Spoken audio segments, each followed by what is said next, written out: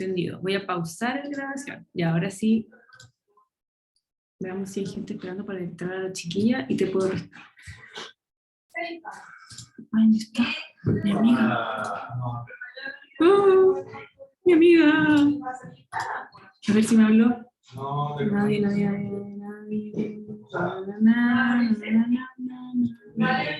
No, nadie me habló. Ver de nuevo la instrucción. ¿Cómo lo haces para tener clases de conversación? De WhatsApp. Me dio como depresión, así como todo me dio ansiedad, me tener tantos pendientes. Hoy sí, Carla, mi vida. Ahí está, Cristóbal. Déjame presentarme. Hola, Cristóbal, ¿me escuchas? Hola Antonia, ¿cómo estás? Sí, te escucho Yo súper bien, bien. ¿tú? Bien, también. Y bueno, ya estamos ok para empezar y empezar a recibir a la gente. Yo te voy a acompañar durante la clase para aceptar, revisar las preguntas del chat si necesitas.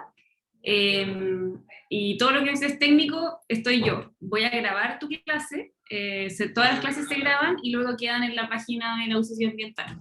¿Ya? Genial, me parece súper bien. Bacán. Antonia, mi colega la María Jesús está también esperando entrar y ella está justo escribiendo por WhatsApp. Ay, pobre. Y yo también me compliqué mucho para poder iniciar la sesión, me había equivocado, en fin. Pero ya estamos aquí. Sí, tranqui. Cosas que pasan con la tecnología que todavía no Sí, no hay pasa. caso. Me pasa siempre, así que... Llevamos años en esto igual, pero en fin. Ya vamos a esperar que entre y conversamos. Bueno.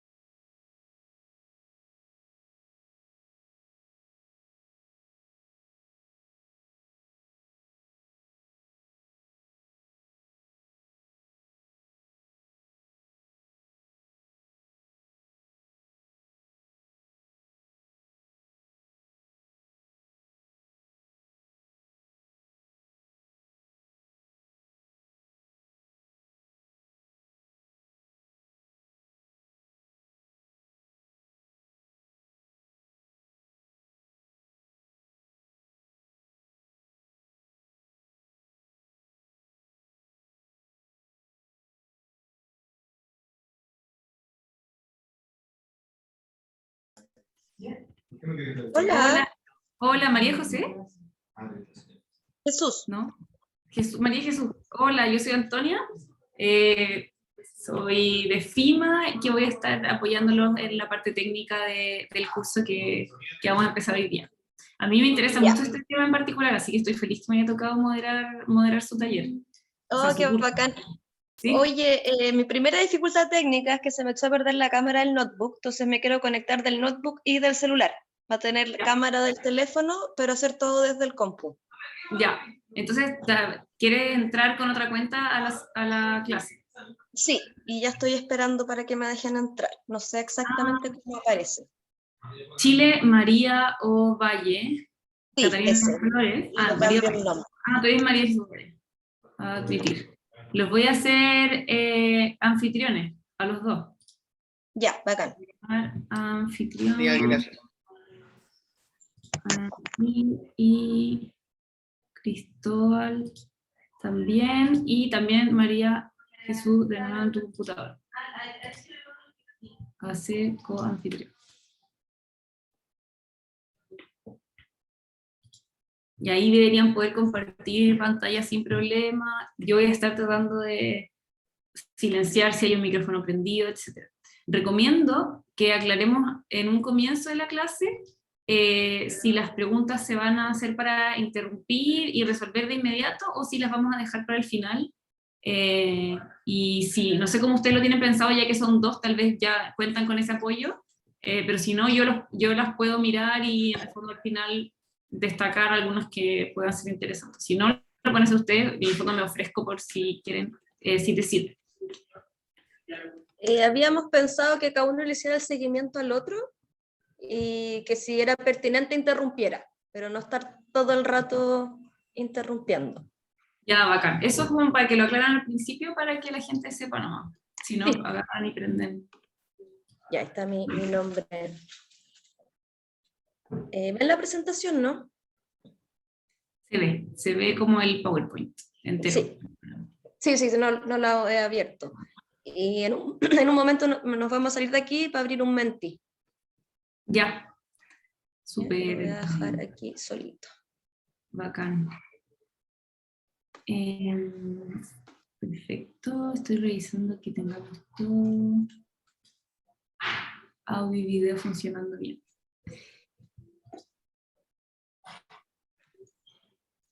Ya. Voy a hacer una introducción breve de como esta como primera clase, para darles el paso. Te doy el paso a ti, María José, y ustedes ahí se toman la audiencia y se presentan como ustedes quieran entre ustedes. Pero igual, de repente, para yo introducir, María José, ¿cómo te presento? Jesús, María Jesús, para empezar.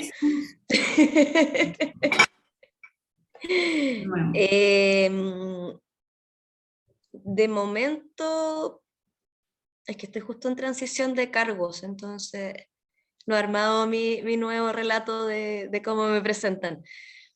Pero vamos por lo básico, quizá ingeniera en recursos naturales renovables, magíster en relaciones internacionales. Los últimos 5 años ha sido delegada de Chile para foros multilaterales de biodiversidad y océanos. perfecto. Ya. Ya hay personas en la sala de espera si quieren que las haga pasar. Ya, un segundo, en el celular, ¿cómo me cambió el nombre? ¿Te lo cambio yo? Ya, el que dice CIRN, que no diga CIRN, que no estoy con ese sombrero hoy día. Súper. Renombrar. María Jesús Ovalle. Ya. Oye, ¿cuántos inscritos hay para este curso? Habían aproximadamente 120. Es un curso Ya. súper exitoso en Ah, inscritos. Llega siempre a la mitad a todas las cosas, pero sí, claro. Sí. no hay interés. Sí, es tercera vez que hago curso para la SCAC, Bacán. pero buena ¿Y qué es esta? convocatoria. Cuando fue presencial en Cerrillos hice política ambiental como en general, y el 2020 hice 2, uno de política ambiental internacional de biodiversidad y uno de política ambiental internacional en océano. Ya. Muy interesante.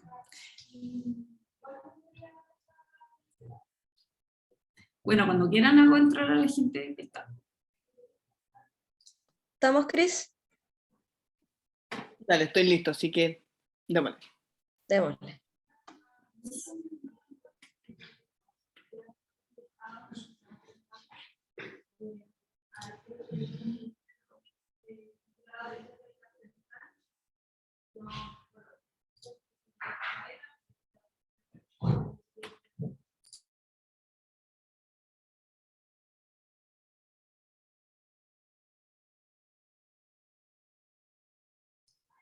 Hola, muy buenas tardes a todos los que se están uniendo a esta clase que está por empezar.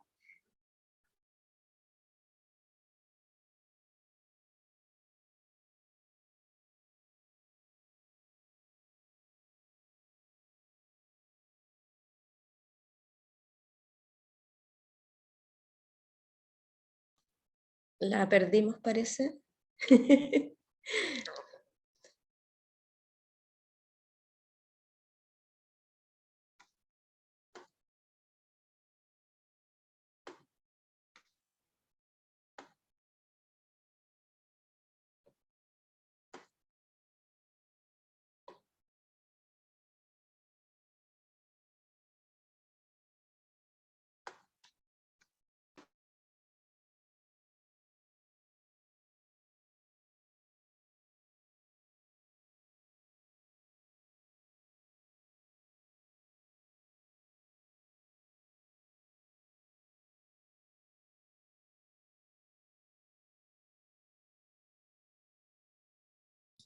Me caí y volví.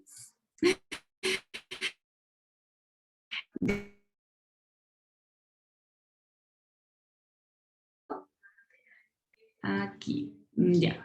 Y estaba contando que esta es la cuarta versión de la uso socioambiental, y el objetivo de esta cuarta versión son los nuevos desafíos para la política y gobernanza ambiental en un contexto de cambio nacional, pero también de crisis climática a nivel mundial, y por lo tanto este curso en particular nos invita a reflexionar sobre ese contexto. La idea de esta universidad socioambiental, para los que no es primera vez que participan y lo saben, también para los que no, es generar un espacio educativo y de reflexión abierto a todo público en todo Chile a través de estas clases que ahora son online. Con el objetivo de, en el mediano y largo plazo, posibilitar transformaciones de cada uno de los participantes en su entorno local y también en políticas institucionales. Para facilitar este correcto desarrollo, les pido, o sea, el correcto desarrollo de esta clase, les pido que mantengan sus micrófonos apagados. Las cámaras son bienvenidas si quieren encenderlas. Siempre es agradable contar con caras a las que hablarle, entonces los invito a que, si no les incomoda, la puedan encender. Pero los micrófonos les pido mantenerlos silenciados para facilitar el desarrollo.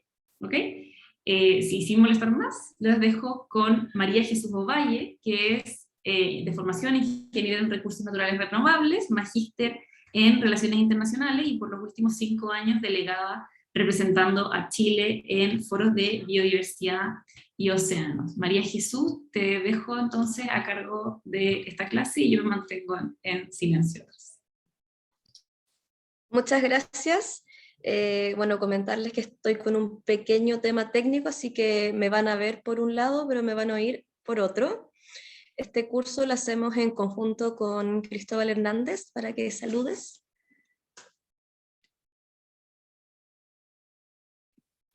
Muchas gracias, María Jesús. Bueno, primero que todo, agradecerle a la Universidad Socioambiental por la invitación a poder dialogar respecto de esta materia tan importante hoy en día, sobre todo para los océanos, pero también con un aspecto internacional que justamente va a afectar también a los estados, a las personas, a las regiones.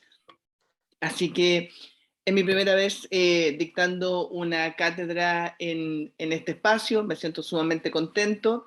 La idea es que existan varias preguntas, fomentar el diálogo, generar obviamente una conversación que sea fluida, así que por ahora estoy muy feliz de estar acá y muchas gracias por la invitación. Y bienvenidos también a esta cátedra por un mes sobre minería submarina, una amenaza sin duda importante para los océanos hoy en día. Gracias, María Jesús. Muchas gracias, Cristóbal. Entonces, como les decíamos, vamos a hacer este curso sobre minería submarina en alta mar. Les quiero comentar o recordar, es un problema técnico, comentar o recordar el objetivo de este curso. Queremos, junto a Cristóbal, que venimos de formaciones distintas, yo desde las ciencias ambientales duras y él desde el derecho, que nos encontramos laboralmente en un momento, hace algunos años, en un contexto internacional de océanos, la importancia de dar a conocer estos temas y ayudar a contextualizar cómo se hace la gobernanza ambiental internacional, particularmente en alta mar, que su nombre un poquito más técnico es áreas más allá de la jurisdicción de los estados, pero todo esto lo vamos a ir viendo, y en particular vamos a profundizar en un tema que es la minería submarina en alta mar, lo cual está ocurriendo las negociaciones ahora. Tenemos una estructura de 4 clases. La primera, que es la del día de hoy, es una introducción general al océano en su rol global, así como un primer acercamiento a la gobernanza oceánica. La próxima semana, en este mismo horario, vamos a entrar en mayor profundidad en el gran acuerdo paraguas del océano, que es la CONVEMAR, y sus acuerdos de implementación. La siguiente clase vamos a entrar al detalle de uno de estos acuerdos de implementación, que es el que crea la Autoridad Internacional de los Fondos Marinos, y es donde se está desarrollando la negociación para un código de explotación minera en los fondos marinos. Y la última clase vamos a abordar las sinergias de este proceso con otros convenios que ya existen o que se están desarrollando en esta idea de avanzar de manera integrada en las diversas problemáticas ambientales, porque es solo un problema con distintas facetas y hay que entre todos avanzar para que se deje de tratar separadamente cada ámbito. Cambio climático, océano, biodiversidad, contaminación, todos deben verse de manera integral. Esa es la estructura general con la que vamos a abordar este curso.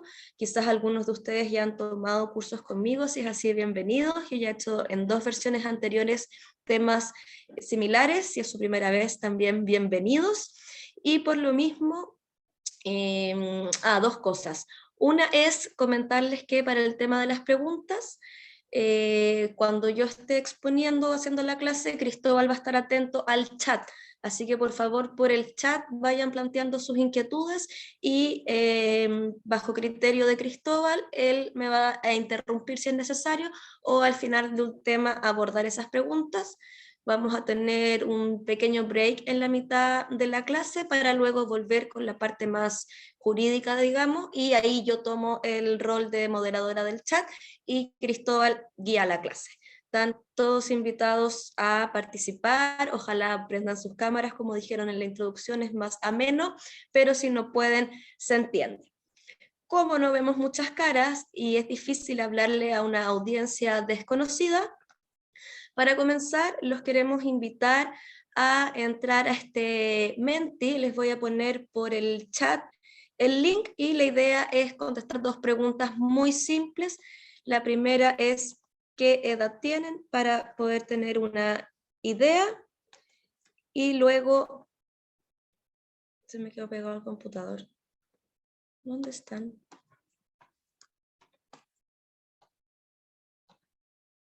Uy. Y luego saber a qué se dedican. Entonces yo por ahora voy a dejar de compartir. Les voy a copiar el link en el chat de acá del Zoom para que puedan ingresar al Menti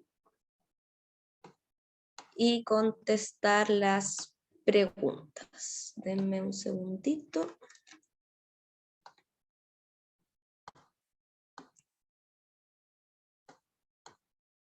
Aquí va el link directo o si quieren ingresar por el código. Y yo voy a ir a compartir el Menti.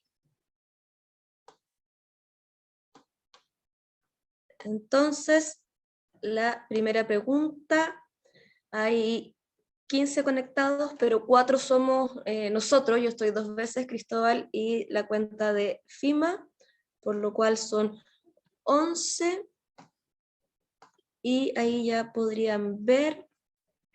Nuestra idea es tener una noción de sus edades. Podemos ver que de los que están conectados, gracias por todas las respuestas, somos un grupo más bien joven. Yo y Cristóbal y yo, perdón, iríamos también en la barrita roja de entre 25 y 40 años.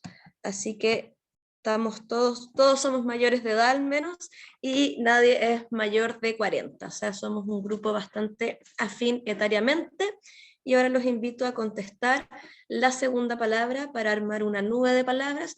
¿A qué se dedican? Ojalá una palabra y con género neutral, para que se vayan agrupando las mismas palabras.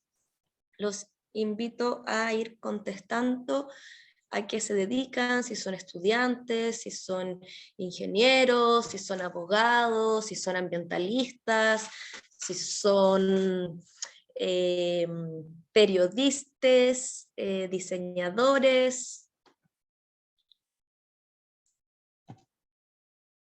Tenemos un abogado, una bióloga marina, un ingeniero y varios estudiantes. Está predominando, me parece muy bien, el interés en estos temas desde la etapa formativa.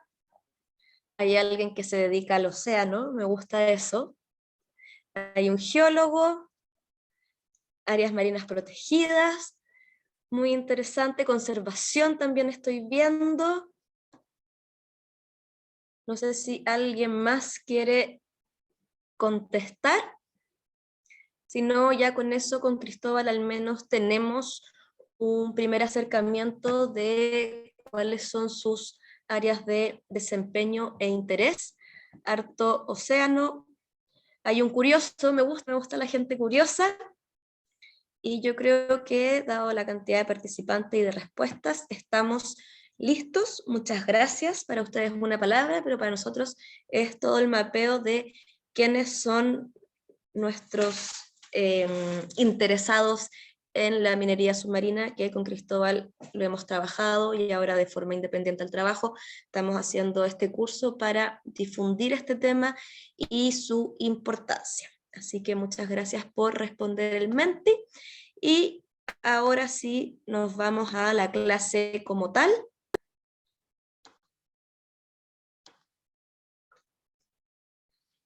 ¿Ven bien la presentación? ¿Una manito arriba o algo? Perfecto, muchas gracias.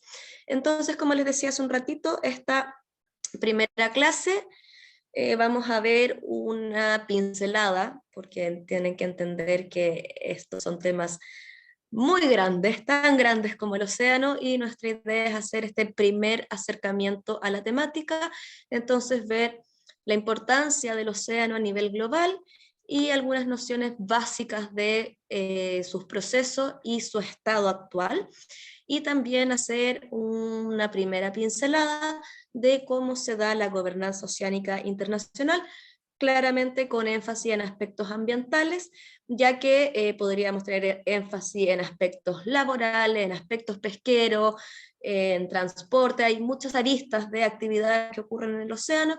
Nosotros nos vamos a ir cada vez más enfocando en lo ambiental hasta llegar a la explotación o la intención de explotación minera de los fondos marinos. Entonces, dicho eso, lo primero que quiero destacar es que tenemos un océano. En el lenguaje habitualmente uno escucha océanos y te dicen que está el Atlántico, el Pacífico, incluso la misma imagen, pero como cuerpo de agua está todo conectado. Entonces los efectos de lo que ocurra en un lugar se pueden sentir en un lugar muy distante. Si se fijan en la imagen, acá se destacan las principales corrientes marinas actuales. ¿Por qué digo actuales? Porque uno de los efectos previstos del cambio climático es una potencial alteración de las corrientes marinas, y eso sí tendría muchísimas consecuencias para tanto nuestra comprensión del sistema como para la predicción de nuevos efectos. Si se fijan, vemos las líneas rojas, que son las corrientes cálidas, y las frías son las celestes. De manera general, podemos decir que las corrientes frías son aquellas ricas en nutrientes y donde tiende a haber mayor biodiversidad. Digo en general porque, como todos, siempre hay excepciones. Y las corrientes cálidas son, como dice su nombre, cálidas, tienden a ser lugares más propicios a veces para la reproducción de ciertas especies, quienes luego migran a zonas más frías y por el estilo. Si se fijan también, la corriente circumpolar antártica, la que está por abajo en la imagen, cruza, haciendo más evidente aún la unión de todas estas corrientes y de todos los océanos. Lo otro que quiero destacar de esta imagen es que aquí, si se fijan, están los desiertos costeros. Está el desierto australiano, aquí el de Sudáfrica, que se llama Nabim Kalahari, el desierto del Sahara, el desierto de Sonora en Estados Unidos y Norteamérica, y nuestro desierto de Atacama en los Andes. Y todos estos están vinculados a las corrientes frías. Entonces, mucho de lo que ocurre en la Tierra también depende de cómo se mueve el océano. Imagino que tienen alguna noción de que el océano es considerado el mayor regulador climático, y eso se da en parte por su capacidad para capturar carbono, como también para mover materiales y elementos, tanto las corrientes como los vientos que se dan en la superficie aérea, digamos, del océano. Un caso muy especial que se vino a entender los últimos años, las últimas décadas, son las tormentas de arena que hay en el desierto del Sahara. A través del océano, los vientos las mueven por todo el océano y llegan al Amazonas, siendo una principal fuente de nuevos nutrientes para el crecimiento de toda la selva amazónica y todas las contribuciones que da este ecosistema a la naturaleza misma y a nosotros las personas.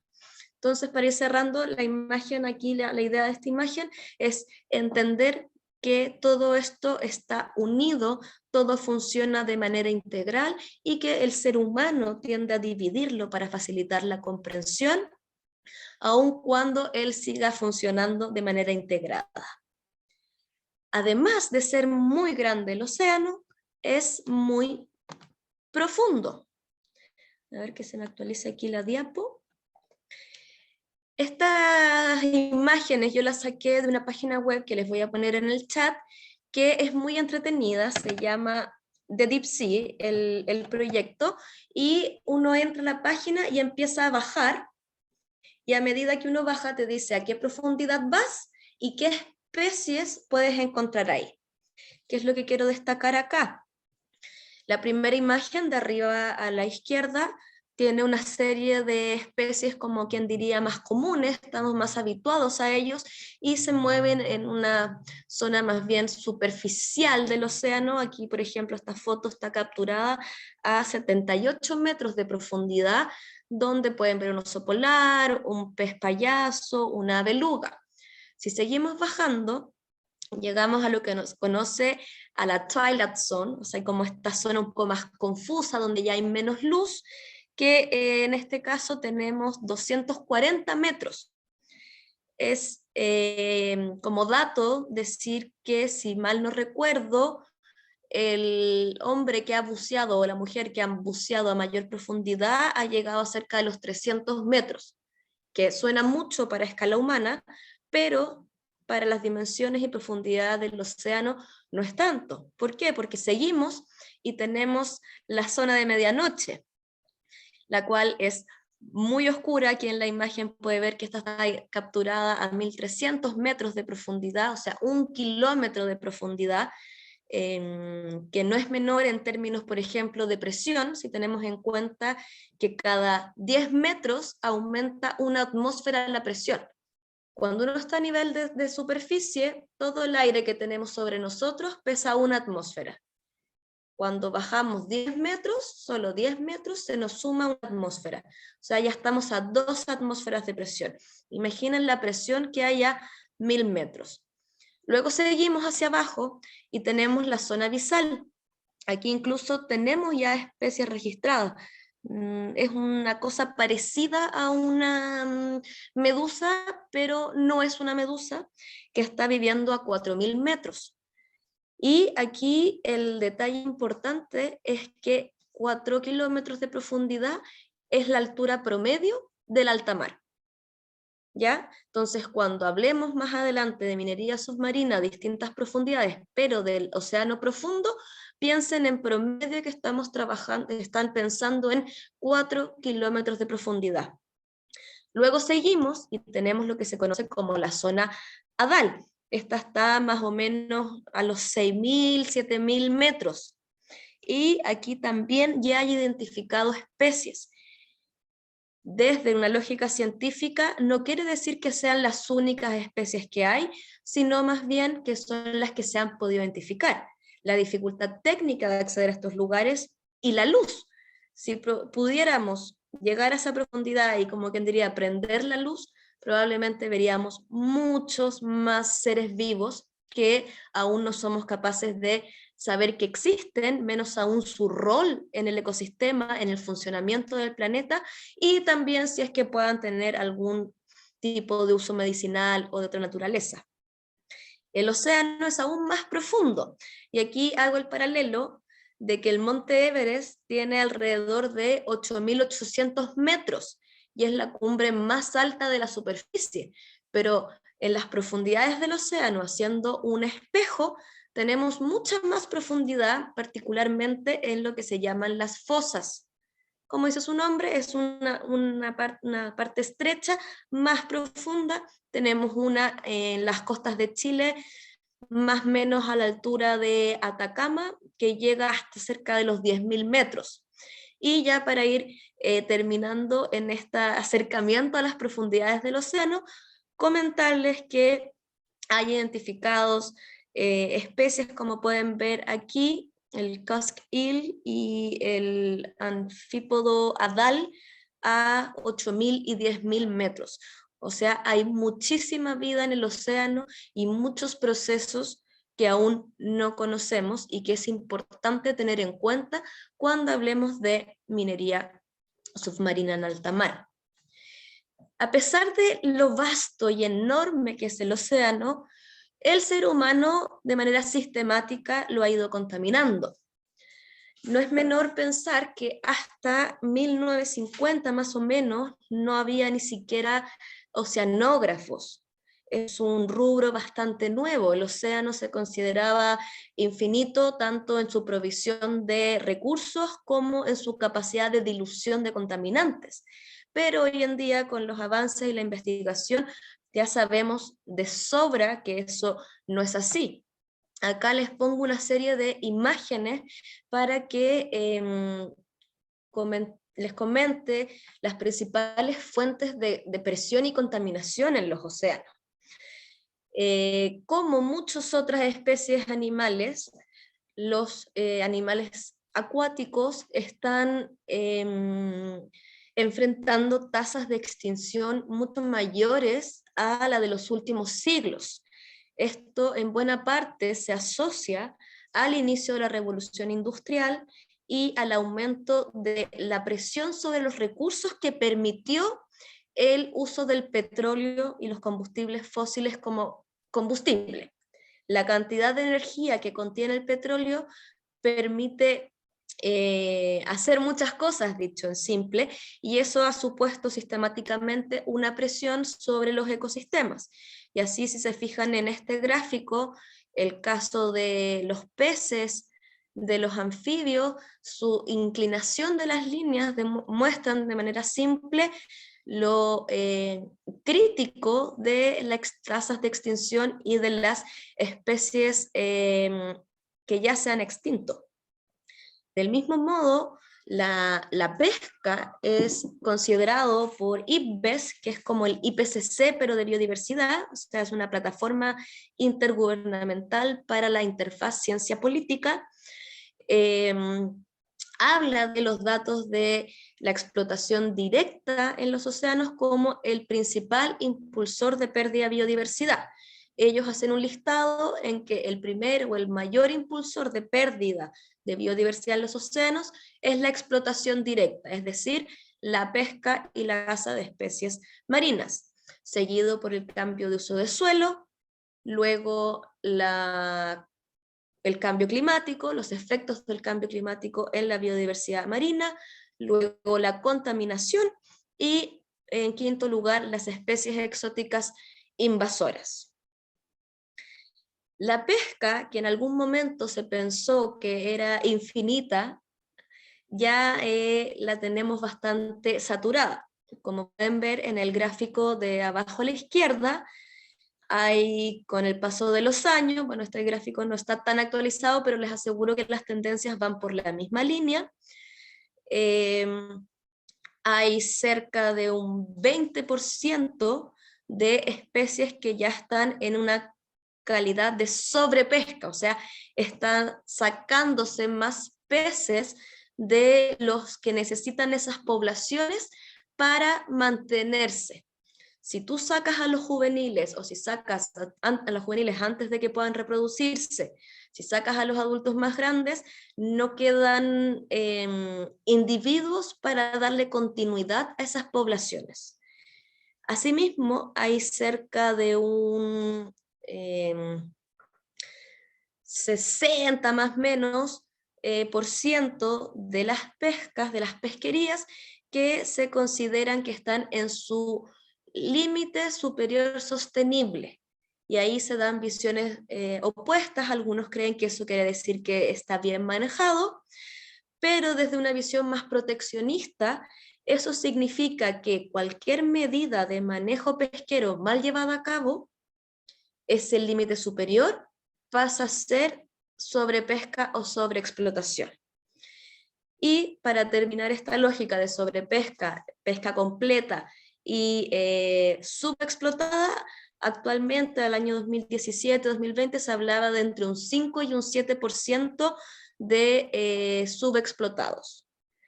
Aquí entran varios factores interesantes. Por un lado, es que estos stock pesqueros no suelen considerar, cuando reparten las cuotas, la pesca ilegal, o no declarada, o no reglamentada. Y esto no es menor, porque, por ejemplo, el año 2011, cerca de un tercio de las capturas correspondían a esta pesca ilegal. Entonces se da una especie de loop, o no quiero decir engaño, no es un engaño, pero sí es una pequeña trampita, cuando se definen las cuotas de pesca, esto a nivel global, más allá de lo que ocurra en la zona jurisdiccional de Chile, se define, esto es mi 100% y se reparten eso. Esto lo pescas tú, este monto lo pescas tú, pero aún no se integra a cabalidad que dentro de ese mismo 100% hay que considerar este tercio que viene de la pesca ilegal. Y el otro tema que se ve subrepresentado con estos gráficos tiene que ver con que se hacen normalmente para las especies de interés comercial. Entonces, muchas veces no estamos al tanto del estado de otras especies que no tienen fines comerciales. Lo más probable es que estén igual de críticas. Y con todas estas modificaciones de las especies, muchas veces se le da espacio a que aparezcan otras especies. No sé si se han fijado que en los últimos años en Chile ha aumentado muchísimo lo que uno ve de jibia. Antes también había jibia, pero se ve mucho menos que ahora. ¿Y por qué? Porque con la disminución de las pesquerías tradicionales, digamos, de sardinas, de anchoveta, quedó el nicho ecológico que esas especies de peces ocupaban y fueron reemplazadas por las jibias. Y por eso se ven estos aumentos de jibia tanto en el océano como en los desembarcos pesqueros.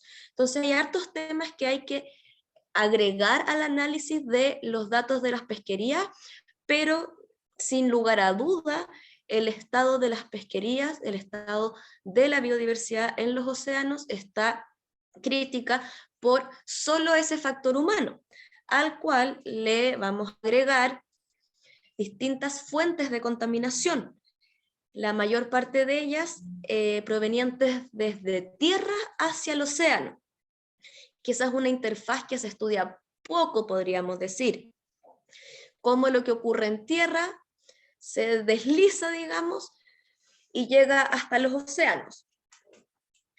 Ese es un caso que ocurre mucho con la contaminación de nitratos y fosfatos, los cuales se utilizan o se generan, pueden ser un insumo o un desecho de distintas prácticas intensivas de crianza de animales, que sin las adecuadas técnicas de prevención de contaminación llegan a los cuerpos de agua y de ahí llegan hasta el océano.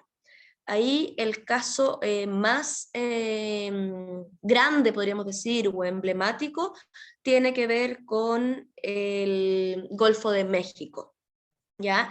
Ahí es severo el impacto de, en ese caso llegan todos los drenados de las chancherías de Estados Unidos al Golfo de México, y este aumento de nitratos y fosfatos incentiva el proceso conocido como eutroficación, que se alteran los niveles de oxígeno en el agua y los procesos naturales, terminando como con algo más parecido a un pantano que a una costa. Del mismo modo, el petróleo es una gran fuente de contaminación en los océanos, ya sea por sus aguas residuales o filtraciones, como por accidentes. existe una serie de normas para evitar los accidentes y tener planes de contingencia, pero estos siguen ocurriendo mucho más de lo que uno cree porque no siempre son noticia. Y los accidentes tanto en exploración, en explotación o en traslado son constantes y son severos. Del mismo modo, quizás no lo habían pensado, pero con tanta guerra que tiene la humanidad, el océano está lleno de municiones, tanto de armas convencionales, digamos, como de armas químicas. Lo mismo ocurre con los contaminantes de tipo radioactivo. Hay muchos países que utilizan energía desde origen radioactivo y esto genera residuos. Hace algunas décadas se prohibió el vertido de residuos sólidos radioactivos al océano. Eso quiere decir primero que antes se hacía. Hay muchos, digamos, barriles con residuos radioactivos en distintas partes del océano y hoy en día todavía no está prohibido totalmente el vertido de aguas radioactivas, que si bien tiene un nivel de radioactividad quizás menor, los impactos de las alteraciones radioactivas en la fauna, en la flora, en fungi, en bacterias, es algo que puede ser en desmedro humano. Un contaminante del océano que está más en boga hoy en día, de hecho a nivel internacional se está comenzando a planear este futuro acuerdo para la eliminación del plástico, son los desechos plásticos. Pero aquí lo relevante es que el 20% de la contaminación plástica que está en el océano, solo el 20% viene de cosas que ocurren en el océano. El 80% llega desde tierra, sea por malas prácticas, mal manejo, o por ejemplo en muchos lugares se hacen los vertederos, porque no alcanzan a ser rellenos sanitarios, cerca de ríos o lagos, intensificación de eventos extremos meteorológicos por el cambio climático, sube el río y se lleva todo lo que estaba acumulado en el vertedero hacia el océano. Eso para los plásticos grandes. También está el tema de los microplásticos. Por ejemplo, en Chile aún no están prohibidos, no recuerdo exactamente el nombre, las perlitas de microplástico que tienen pastas de dientes, cremas, cosméticos, que se van derechamente por la alcantarilla, se saltan, digamos, el tratamiento de agua, no es que no pasen, sino que los sistemas de las plantas de tratamiento de agua no están pensados para frenar esos microplásticos, lo cual llega hasta el océano. No sé si recuerdan, hace un par de años debe haber sido, que la WWF sacó una publicación que indicaba que comíamos algo así como una tarjeta de crédito de plástico al mes. Bueno, el tema plástico está en muchas dimensiones, es vector de enfermedades, nunca se degrada, bueno, todo lo que tiene que ver con el plástico. Ahora, otro gran contaminante para los océanos, particularmente para la biodiversidad de los océanos, es lo que se conoce como ruido submarino. Este ruido se produce con cualquier actividad que emita ruido en el agua, pero teniendo en cuenta que como cambian las densidades entre aire y agua, el impacto de la onda sonora en el océano alcanza una mayor distancia. Entonces, cosas que ocurren a muchos kilómetros, su ruido puede seguir perturbando. Y esto es particularmente crítico para especies emblemáticas de los océanos como delfines y ballenas, quienes se comunican mediante sistemas de ecorradar. Para ir terminando con el estado de los contaminantes en el océano, no podemos dejar de lado la mención a diversos productos químicos y metales pesados. Estos pueden venir tanto de procesos industriales que generen agua, también de la minería, aceites, pero también por accidentes. Me voy a detener un poquito en el caso del mercurio, el cual es un compuesto inorgánico persistente, altamente tóxico que con pequeñas exposiciones por parte de niños puedes tener problemas de desarrollo cognitivo, hormonal, de crecimiento, también en adultos genera demencia y una serie de otros problemas que el caso más famoso es lo que ocurrió en la península de Minamata, en Japón, que durante unos 20 o 30 años, como entre los 40 y los 70 o los 50 y los 80, ahí había una industria que generaba como residuo mercurio y lo echaban al agua. ¿Qué es lo que ocurre con el mercurio cuando entra al agua? El mercurio, en el fondo, que nosotros conocemos de los termómetros, que ya están cada vez más en desuso, es una versión inorgánica del mercurio. Pero cuando entra a los océanos, se lo comen, digamos, o lo modifican una serie de bacterias, transformándolo en lo que se conoce como metilmercurio. El metilmercurio es un compuesto con mercurio, pero que a diferencia del inorgánico puede entrar en las cadenas tróficas. Entonces puede entrar desde el pequeño pececito que se comió algo o incluso en los procesos de las mismas algas. ¿Y cuál es la preocupación al respecto? Que a medida que el pececito que comió algo con mercurio es comido por uno más grande, ese mercurio se bioacumula y se biomagnifica. ¿Qué significa eso? Que a medida que vamos subiendo en el tamaño del pececito que se come al otro, es proporcionalmente más el mercurio, o sea, es más tóxico. Por eso hay varios listados y recomendaciones de distintos países, por ejemplo, de no comer atún más de, creo que es una vez a la semana. ¿Por qué? Porque el atún, como carnívoro del océano, está arriba en la trama trófica y se come y acumula mercurio de muchos otros. Ni hablar de algunas situaciones cuando en los países en que se come ballena, en vez de venderles ballena, les venden delfín, el cual se come al atún, y así se va aumentando y aumentando. Como pueden ver, hay una gran gama de estresores en los océanos, que ya lo tienen un poco, digamos, apaleado, o sea, le hemos dado duro al océano mucho tiempo y los datos son súper claros en este sentido. Por ejemplo, hay más de 300.000 kilómetros cuadrados de zonas de hipoxia en el mundo, que suelen estar asociados a donde no hay oxígeno, alterando todos los procesos, vinculados muchas veces a los centros de cultivos, lo que se llama en Chile con las salmoneras las zonas muertas.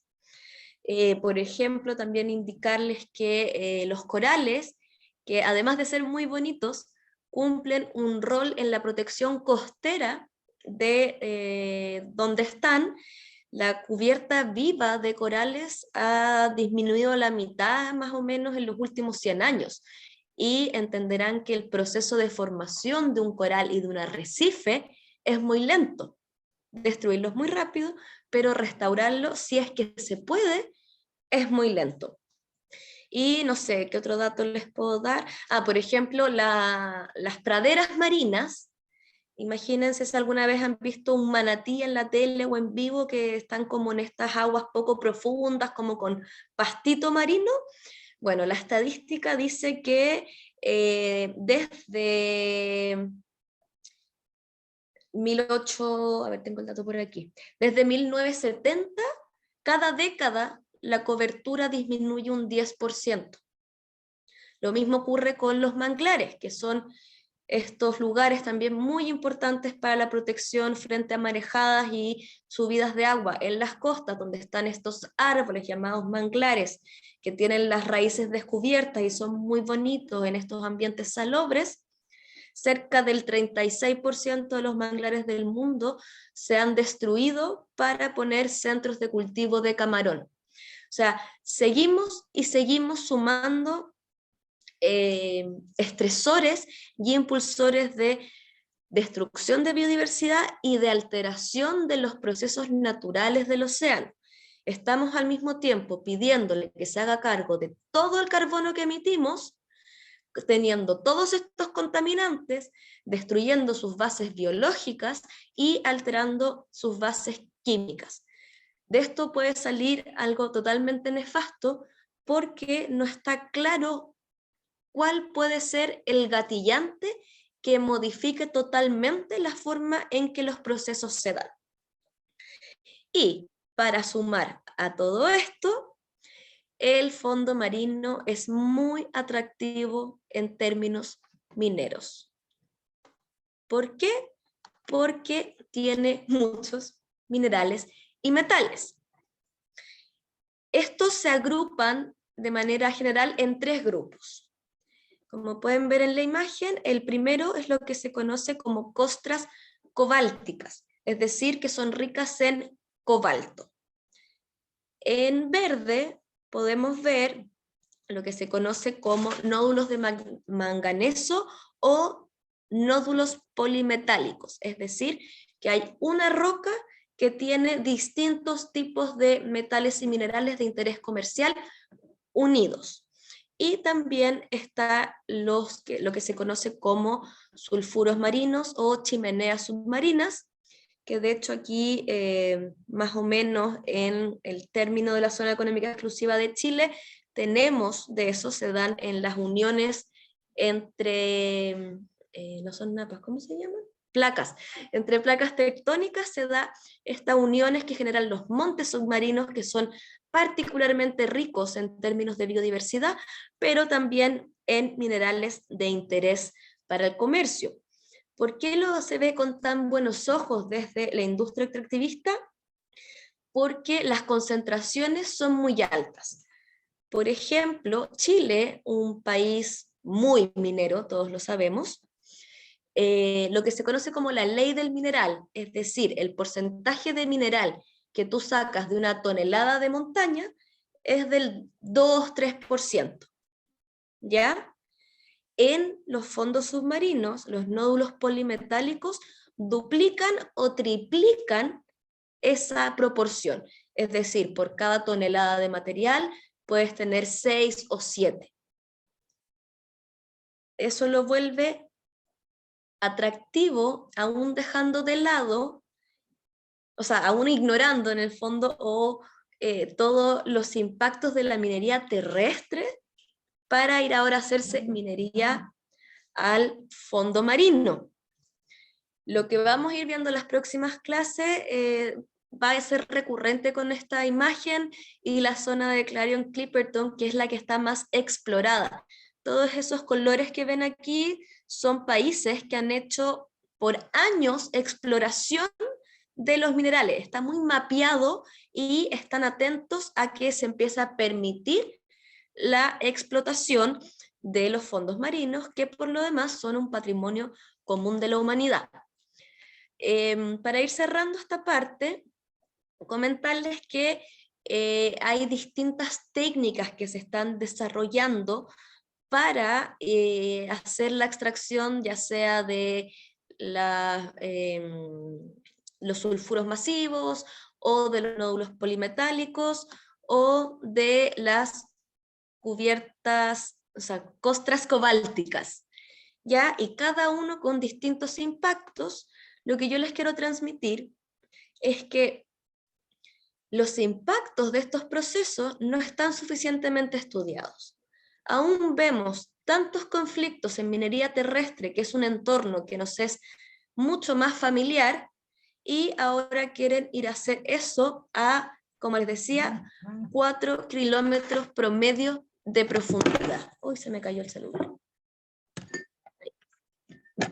Entonces, es un poco tragicómico ver cómo por un lado los países hablan de cuidar el medio ambiente, de carbono neutralidad, de economía circular, pero nadie quiere realmente abordar de dónde imaginan sacar los insumos para llevar eso adelante. ¿Qué tan circular va a ser tu economía si estás destruyendo todos los fondos marinos de formas probablemente irreversibles para obtener esos recursos? Ellos usan una estimación de una demanda proyectada al 2100 que dice que va a aumentar en un 95% la demanda de minerales, lo cual justificaría destruir todos los fondos marinos para sacar estos metales y minerales. Pero si realmente queremos vivir en armonía con la naturaleza, queremos aplicar lógicas profundas de economía circular, debiéramos enfocar los esfuerzos en los cerros de chatarra metálica, las torres de celulares abandonados en distintos lugares del mundo que tienen estos metales y minerales. Con eso terminamos esta primera parte. No sé si hay alguna pregunta. Por ahora, María Jesús, y bueno, obviamente complementando tu presentación, me parece importante agregar también los peligros que significa, además de todo lo que señalaste de la minería submarina, lo que van a ser los relaves. ¿Qué sucede con un tema de las presiones que están a 4 kilómetros mar hacia abajo con respecto a las tecnologías o a las formas en que los contratistas que están a favor de llevar a cabo estas actividades lo quieren realizar? Y me parece que eso es un punto importante. Por ahora en el chat no hay preguntas, por supuesto lo invitamos a todas y a todos a efectuar sus comentarios, sus preguntas, la pueden hacer incluso al final de esta clase para justamente generar un diálogo que sea nutritivo para ambas partes. Así que por lo menos no hay una pregunta en el chat todavía. Perfecto, entonces los invitamos. Aquí hay un punto, sí, María Jesús.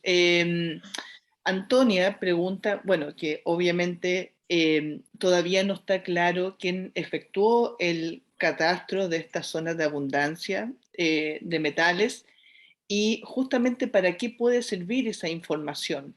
Además, justamente de explotar esos minerales, ¿para qué sirve eso? Si nos puedes dar luces con respecto de esa pregunta. Gracias también, Sí, Antonia, gracias, Antonia.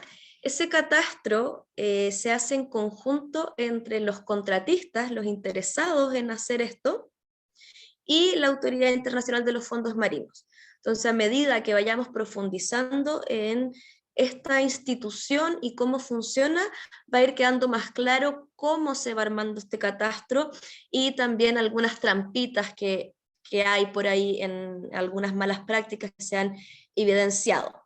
Ahora, yo la verdad no sé si el catastro se hizo con algún otro fin que explotarlo, porque se imaginaron en el fondo la composición de la Tierra, me refiero de los continentes, en los fondos marinos debe pasar similar, hicieron los primeros sondeos, se dieron cuenta que habían, y después fueron usando mucha investigación científica, oceanográfica y de otros tipos, para empezar la exploración. Y esta exploración está autorizada y regulada, con ciertos criterios, por supuesto, por la Autoridad Internacional de los Fondos Marinos. Para mí esos minerales sirven para cumplir sus roles naturales y quedarse ahí, pero creo que es algo que vamos a ir profundizando en las próximas clases, y no sé si Cristóbal quieres agregar algo a esta pregunta. Gracias, María Jesús. Y sin duda es interesante el punto de quién efectúa estos estudios o este catastro, pero también hay que recordar que el ser humano a lo largo de su historia tiene más antecedentes del espacio exterior que lo que ocurre en estas zonas abisales. Lo que quiero decir es que está más estudiado fuera de la Tierra lo que está sucediendo que lo que está hoy en día pasando en nuestro planeta en profundidades que todavía no conocemos. Ahí María Jesús reflejaba bastante bien cuáles son las especies que existen cada vez más abajo y quizás hay millones más que todavía no tenemos un conocimiento práctico y cuáles por supuesto van a ser las funciones que esas especies van a cumplir. Entonces me parece importante también reflejar ese punto. Muchas gracias, Cristóbal. No sé si le contestamos a Antonia, sino que nos diga nomás. Y ya que no vemos más preguntas, los invitamos a un recreo de 10 minutos. Yo tengo las 19:55. ¿Quieres decir algo, Antonia, que te había aparecer y desaparecer? No, agradecer que me quedó clarísimo. Quería saber, claro, con qué interés se catástrofe. Ya, Clarísimo. buenísimo. Así que vamos a un pequeño break para que rellenen sus té, se abriguen o lo que quieran. Y yo tengo ahora las 19:56. Partimos a las 20:05 en punto.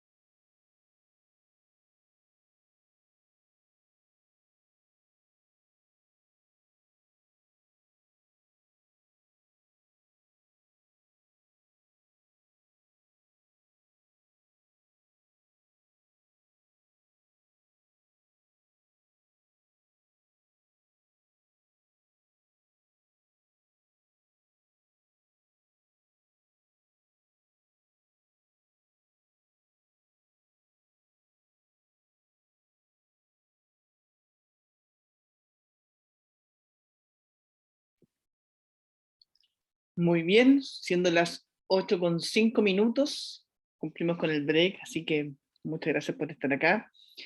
Mi nombre es Cristóbal Hernández, soy abogado, magíster en Derecho Ambiental, con diversos postítulos en Derecho del Mar y en Derecho Marítimo, a nivel nacional e internacional.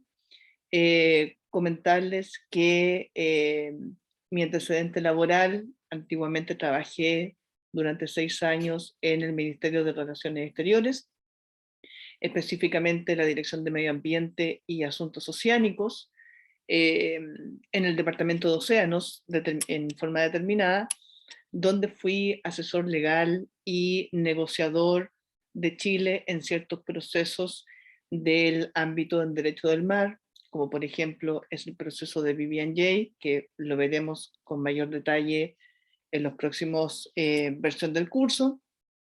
También, obviamente, el tema de la Autoridad Internacional de los Fondos Marinos y ciertas negociaciones del ámbito pesquero.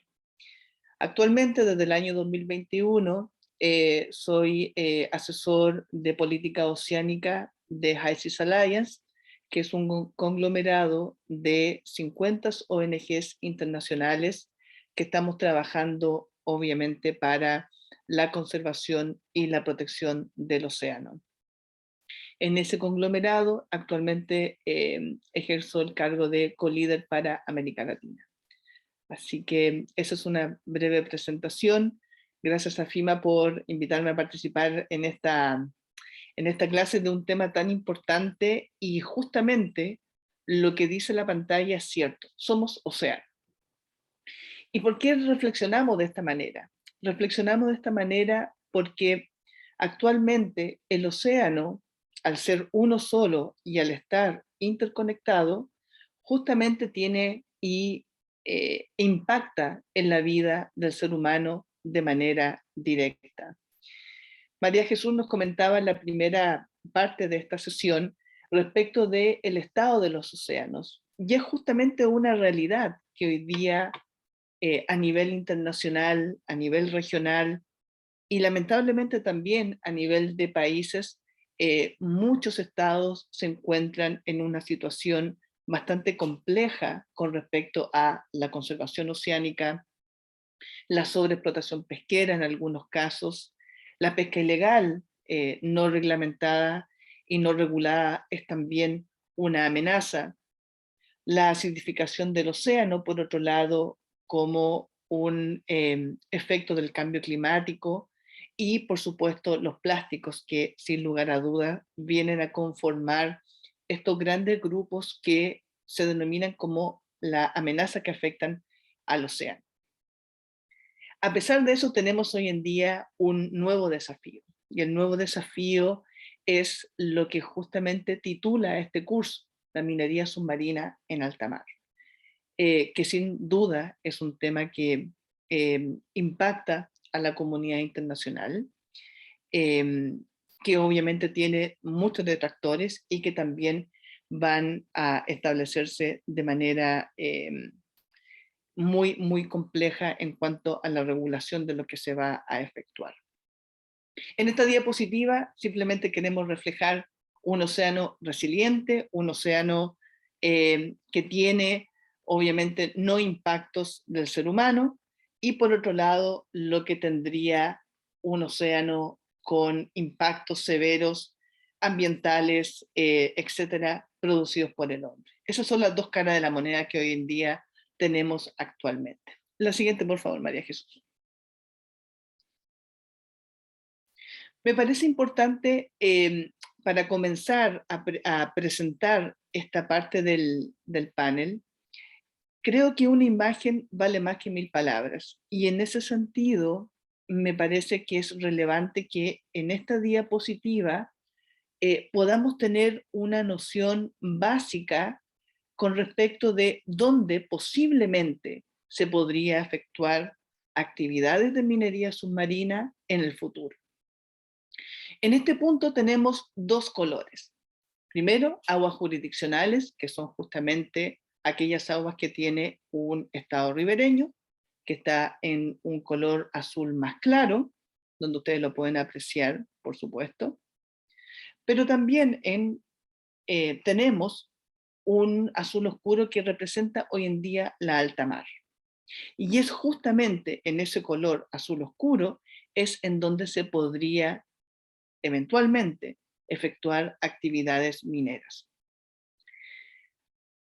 Quiero recalcar en este sentido que actualmente el 71% del planeta está cubierto por océanos. Es decir, si pensamos la magnitud que hoy día tenemos en nuestro planeta propiamente tal, 2/3 está cubierto por mar. Y justamente el 64% de los océanos propiamente tal son hoy en día lo que se denominan aguas internacionales, o también denominado alta mar.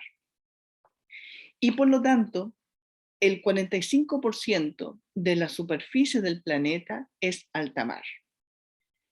¿Qué quiere decir esto? Que los riesgos que existen actualmente para que la minería submarina se desarrolle podría efectuar eventualmente los 2/3 del planeta, como se refleja en esta diapositiva.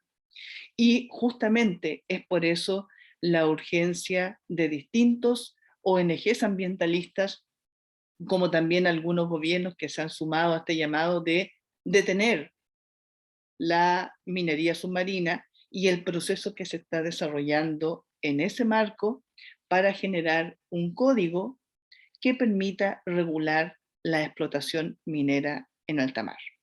La siguiente, por favor. Simplemente quiero recalcar para poder tener en consideración los regímenes legales que hoy en día tiene el océano a nivel internacional. ¿Quién determina justamente estos regímenes legales? La CONVEMAR, la Convención de Naciones Unidas sobre el Derecho del Mar, que actualmente es reconocida como la Constitución de los Océanos, que establece justamente los límites jurisdiccionales que tienen los espacios oceánicos. A grosso modo, y eso por supuesto lo vamos a ver con un mayor detalle en la próxima clase, podemos distinguir acá ciertos regímenes que son importantes tener en consideración. Primero que todo, el mar territorial, que son de 12 millas marinas. Luego, una zona contigua, que va desde la orilla, desde la línea base, hasta 24 millas marinas. Luego, una zona económica exclusiva de 200 millas marinas. Y luego, lo que se denomina alta mar y lo que se denominan los fondos oceánicos. ¿Cuál es la diferencia con respecto a estos dos puntos? Cuando hablamos de alta mar propiamente tal, estamos hablando de la columna de agua específica, donde obviamente hay procesos antropológicos, hay procesos que se desarrollan justamente en esa parte.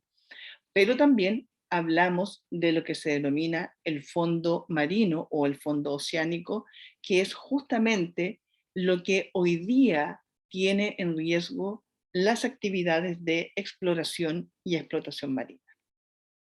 Por lo tanto, ese es un régimen que actualmente se está desarrollando dentro del marco de la Autoridad de los Fondos Marinos, y justamente como vimos en la diapositiva anterior, corresponde a los 2/3 del planeta. La siguiente, por favor. Aquí podemos ver también otro reflejo justamente de lo que aporta la CONVEMAR. El aporte básicamente de la Convención del Mar ha sido variado en el tiempo y personalmente creo que fue un aporte. Pero obviamente las cosas van cambiando, las cosas van evolucionando, las cosas van adquiriendo nuevas tecnologías, se van obviamente negociando distintos foros que justamente tocan lo que ocurre en el océano, y por lo tanto la CONVEMAR cumplió un rol específico, pero sin lugar a duda tenemos que ir avanzando hacia una mayor conservación y hacia una mayor protección.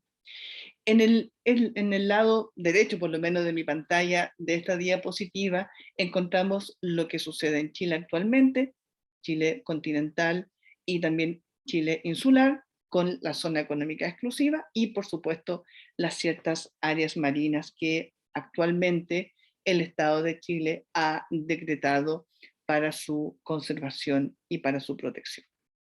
La siguiente, por favor. ¿Por qué es importante la alta mar? Y eso me parece que es un punto que debemos tener en consideración, además de los aspectos legales y además de los aspectos que María Jesús muy bien explicaba en su parte. Primero que todo, el área de la alta mar, como ya dijimos, representa el 64% de la superficie de la Tierra, ocupa casi la mitad de la superficie propiamente tal, pero además contiene el 90% de la biomasa oceánica que hoy en día conforma, que conforma obviamente el mar actualmente. Esto quiere decir que más de la mitad de la biodiversidad marina, de los ecosistemas marinos, se encuentran en este territorio. Como bien saben, hoy en día está mucho más explorado lo que es el espacio exterior que lo que sucede justamente en estas zonas abisales y lo que sucede justamente en estos fondos marinos y oceánicos, que todavía es todo un misterio para la ciencia, es un misterio para los estados y también para la comunidad internacional. Y es justamente un tema importante que hoy en día se está desarrollando. ¿En qué sentido? En el sentido de que actualmente, dada la emergencia climática que hoy día afecta al planeta, muchos han considerado que la alta mar hoy en día es el último reservorio del planeta en cuanto a biodiversidad marina. ¿Y por qué se afirma este punto? Porque justamente, dado que todavía no está 100% explorado lo que son los fondos oceánicos, actualmente hay diversas especies, como bien se señaló en un principio de esta clase, que todavía son inexploradas para el ser humano. Y por lo tanto no sabemos lo que ocurre ahí. Pero aún así, el hecho de que se quiera desarrollar una actividad que va a traer un daño ambiental en esa zona es para muchos, y me incluyo, una actividad que hoy en día no tiene una justificación. ¿Y qué sucede además de toda esta importancia que ocurre en alta mar? Que solo un 1% está protegido. Y en ese sentido, es importante recalcar que hoy en día no existe un acuerdo internacional que sea jurídicamente vinculante que permita establecer la arquitectura para generar, por ejemplo, áreas marinas protegidas en aguas internacionales. ¿Se está negociando? Por supuesto que sí, lleva más de 20 años este acuerdo en Naciones Unidas que se está negociando por parte de los estados. Lo veremos durante la próxima clase, pero sin duda es una deuda que hoy en día tienen los estados y que hoy en día también tiene la comunidad internacional. Hay veces que cuesta entender por qué se ha demorado tanto en su protección y por qué justamente se ha demorado tanto en que la comunidad internacional pueda tener una conciencia ambiental de entender que actualmente es, creo no equivocarme, el último reservorio o lo último que queda de biodiversidad marina en un océano que cada vez está más amenazado. Por lo tanto, la importancia de alta mar, que muchas veces uno la ve tan lejano, es hoy día un tema relevante. Y es justamente la siguiente diapositiva. ¿Por qué es importante la alta mar? Más del 50% del oxígeno del planeta se produce en los océanos, lo cual es un resumidero de carbono importante. En segundo lugar, el océano regula el clima y los patrones meteorológicos, es decir, todo lo que se relaciona con los efectos del cambio climático es también producto en gran parte de lo que está sucediendo hoy en día en el océano. Y por lo tanto existe un link directo entre lo que sucede con el océano y el cambio climático. En tercer lugar, la mayoría de las operaciones comerciales dependen del transporte marítimo, que es obviamente otro punto que es relevante, la sostenibilidad del océano. Un ejemplo pequeño, Chile tiene su mayor comercio internacional, se produce por mar. Ahora, el hecho de que esas importaciones y exportaciones que se realizan por barcos generan, por supuesto, impactos ambientales o daños ambientales propiamente tal, es también una realidad. Y justamente la comunidad internacional, con el paso del tiempo, ha entendido que eso es hoy en día, lamentablemente, una realidad que se debe respaldar, es una realidad que se debe modificar y, por supuesto, poder arreglar de la mejor manera posible. Procesos de negociación en distintos marcos internacionales están viendo este punto, pero por supuesto no a una velocidad que nosotros como personas que estamos interesadas en la conservación del océano quisiéramos tener. Como cuarto punto, el océano proporciona numerosos servicios culturales y recreativos. Un ejemplo práctico, las comunidades del Pacífico, como Tonga, como Tuvalu, etcétera, tienen una conexión cultural con el mar.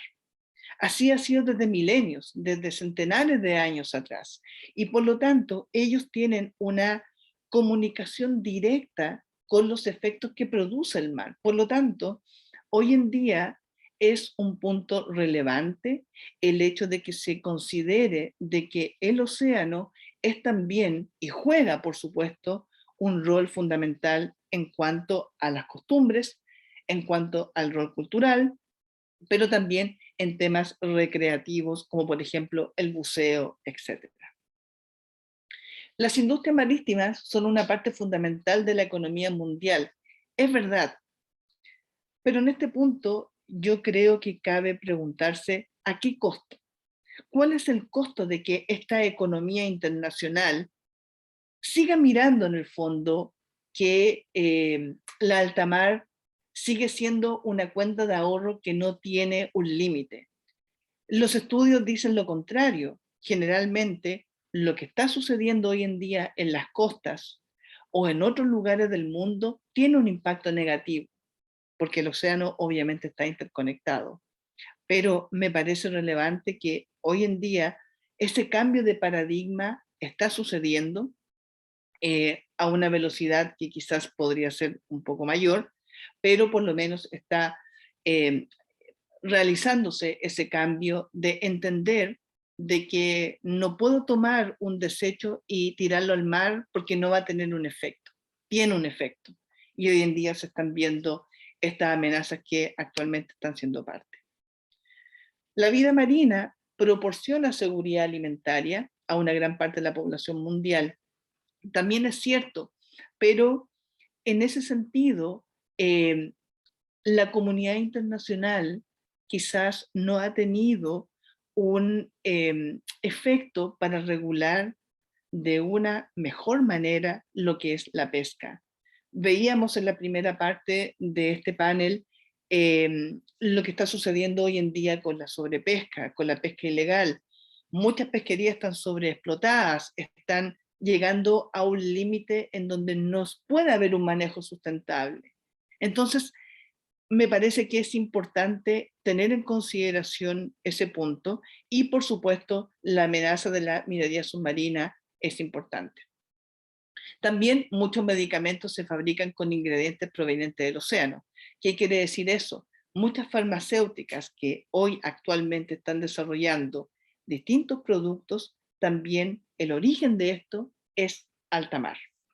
La siguiente, por favor. Brevemente quiero enfocarlos en un punto que lo veremos con mayor detalle durante la próxima clase, que es la estructura de gobernanza internacional para el océano. Si tuviéramos que definir con una palabra este cuadro, creo que la mejor palabra que lo representa sería fragmentación. Aquí pueden ver distintos organismos, distintas instancias internacionales que regulan ciertas y determinadas actividades que ocurren en el océano. Pero no existe una conexión, no existe una coherencia con respecto a estos regímenes. Cada uno de ellos tiene principios, tiene enfoques, pero justamente lo que hoy día, a juicio de muchos panelistas internacionales, lo que falta como un aspecto clave para solucionar la crisis del océano es que exista una conexión entre ellos. La siguiente, por favor. La Convención del Mar es justamente la constitución de los océanos. Fue acordada en el año 1982, entró en vigencia en el año 1994 y actualmente tiene 168 partes. En el mapa ustedes podrán apreciar en un color azul más claro todos aquellos estados que son parte de la Convención del Mar y en rojo aquellos que no lo son. Un ejemplo claro, Estados Unidos, por ejemplo, no es parte de la Convención del Mar. Perú, en el caso de nuestra región, tampoco lo es. ¿Cuál es la razón? Se preguntarán ustedes. Razones políticas, más que nada, de interpretaciones. Recordemos que estos son regímenes legales, internacionales, que generan obligaciones hacia los estados que por supuesto ratifican estos instrumentos y muchas veces también se transforman en una pugna o en un conflicto que tiene ribetes más políticos que jurídicos. También es un tema, no es por dejarlos en stand-by, que por supuesto veremos durante la próxima clase y que por supuesto genera diversos debates, incluso hoy, ya a casi 30 o 40 años de su creación. La siguiente, por favor. Esto es lo que yo me refiero con fragmentación. La fragmentación que existe en lo que es, por ejemplo, un acuerdo de peces propiamente tal, que genera su correlativo en organismos regionales y que está obviamente separado de lo que ocurre, por ejemplo, en el PNUMA, que es el Programa de Naciones Unidas para el Medio Ambiente con respecto a mares regionales o CBD. Por eso, la mejor palabra simple para poder graficar este punto es la fragmentación de regímenes, que por supuesto lo veremos con mayor detalle la próxima semana. La siguiente, por favor.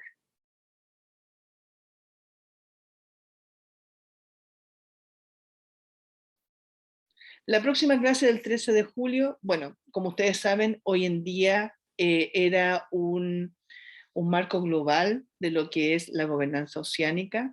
Durante la próxima clase vamos a ver una comprensión general de lo que es la Convención del Mar, cuál es el aporte que ha sido y que ha tenido hoy en día al derecho internacional, pero especialmente desde la óptica ambiental. También lo que veremos son los acuerdos de implementación que se han generado al amparo de la Convención del Mar, que actualmente son 2, y seguramente este año vamos a tener un tercero.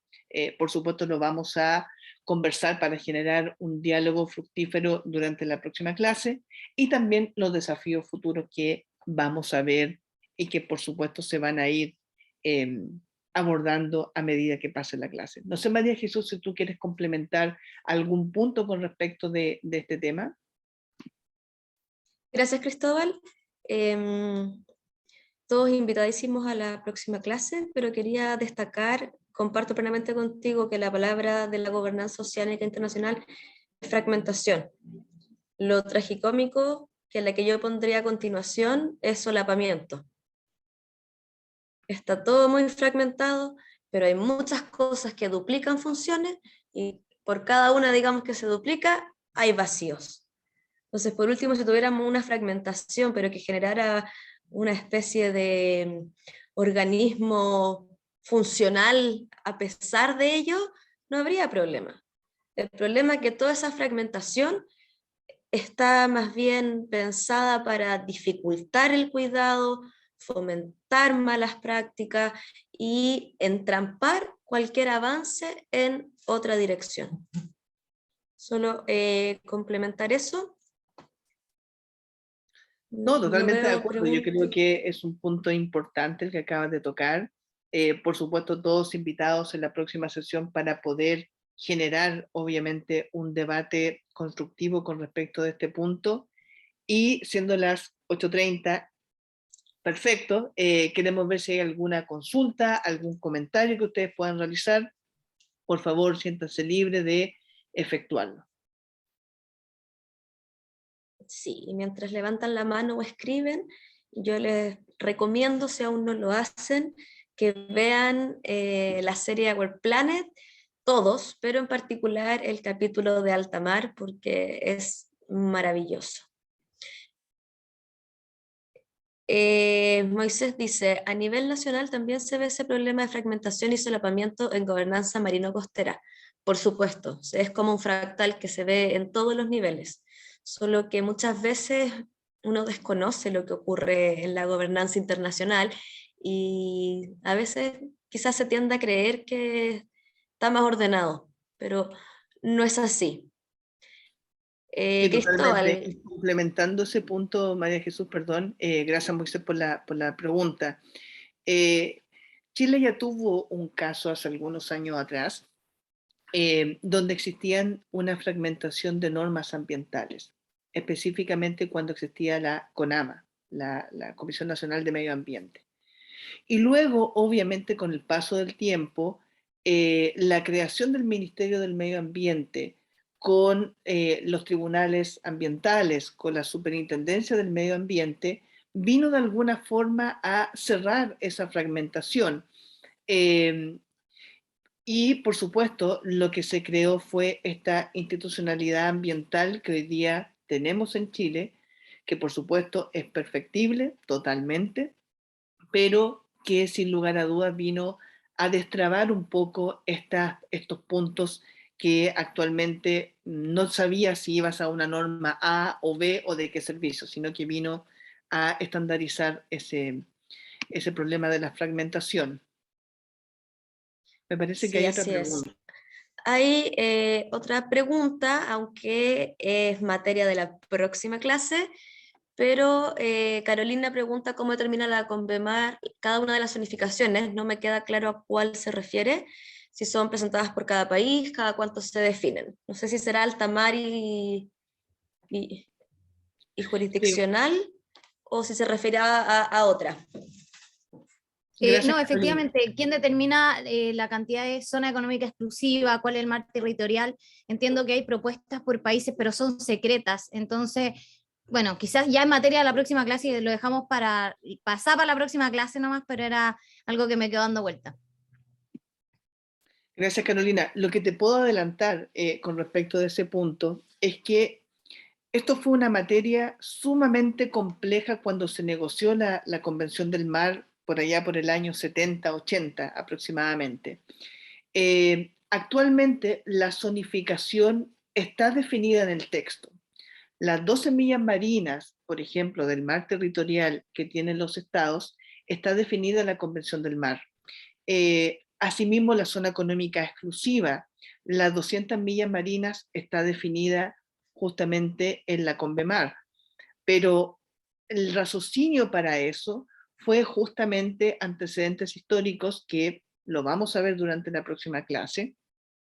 Y lo que hoy día está presentando cada país es la extensión de su plataforma continental, es decir, todo este subsuelo marino que está entre la línea de base y las 200 millas marinas, los estados tienen la opción, de acuerdo a la Convención del Mar y de acuerdo a los regímenes específicos, de extender hasta 350 millas marinas.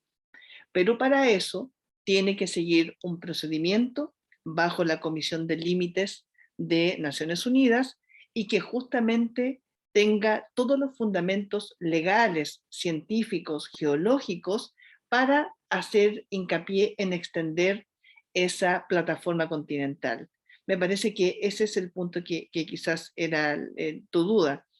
¿Y cada cuánto tiempo se definen? Bueno, La Convención del Mar por ahora no está sujeta a modificaciones internacionales, esa es la base específica, pero sin lugar a duda los países que presentan este informe para extender su plataforma continental, de hecho Chile lo realizó ya, justamente lo que tiene es la finalidad de extender en base a criterios jurídicos legales y por supuesto defender por qué es importante la extensión.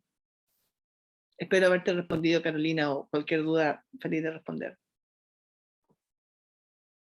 Perfecto. Sí, claro, bueno, actualmente en el archipiélago Juan Fernández y Desventuradas existe el Parque Marino Nazca Desventuradas, que fue creado hace algún tiempo, y lo que se está haciendo ahora es extender la parte de Rapa Nui para ver justamente si existe los criterios geológicos, científicos, para poder extender esta plataforma continental en esa zona. Y por supuesto es un derecho que tienen los estados de poder extenderla en cualquier momento. Excelente. Un derecho de pedir que se evalúe, que se extienda. Seamos precisos. Ya, creo que con eso ya vamos cerrando la clase de hoy. No sé, Antonia, si hay algún procedimiento o algo, o cerramos el Zoom nomás. Sí, hay un procedimiento, así que feliz me ayudan porque me caí y tuve que entrar por mi cuenta personal. Así que hay que parar de grabar y a uno de ustedes. Ya, Y aprovecho yo... de decirles a todos los asistentes que todas las clases quedan grabadas, se suben a la plataforma con una semana de diferencia y es importante, acá su asistencia para quienes asisten a todas las clases son los que van a recibir esa certificación que se entrega por cada curso. Antonia me pregunta si estoy segura si quiero subirlo a la nube. Le digo que sí. Sí.